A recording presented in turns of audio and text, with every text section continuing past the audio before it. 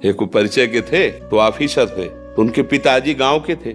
अंगूछा डाले और ऐसे कांच लगाए और गए वहां। पहले तो घुसने ही नहीं दिया, तो उनका ले जो तुम्हारे सर हैं उनके हम बाप हैं। तो हाँ रास्ता जब गए तो वो कुर्सी से नहीं उठे, तो उन्होंने देखा उनका अब पिता तो पिता ही ला देखे, तो उनका हम तो मिलने आए थे आपसे, बात की, वो वापस हो गए। और जब वापस हो रहे थे धीरे धीरे कदम से, तो उनके बगल वाले ऑफिसर, ये कौन था, आपसे कोई प्रणाम नहीं किया, मतलब आपको सलूट नहीं किया आप ऐसे? बोले हमारे घर का एक नौकर था वो मिलने आया था। उनके कान में आवाज पड़ी, आंसू गिराते हुए गए और जब मिले हमसे तब बताया कि कह रहा था अपने ऑफिसरों के सामने कि हमारे घर का नौकर है। बोले पढ़ाया लिखाया मेहनत करके उसको उस पद में पहुंचाया, और हम ही को कह रहा था कि नौकर है, उठ के पैर भी नहीं छुआ था। उनका कल्याण की तो बात जाने दो, कभी शांति और चैन से सो नहीं पाएगा, क्योंकि औरों का साथ चाहे विलंब से लगे, जिसने पाला है वो माता पिता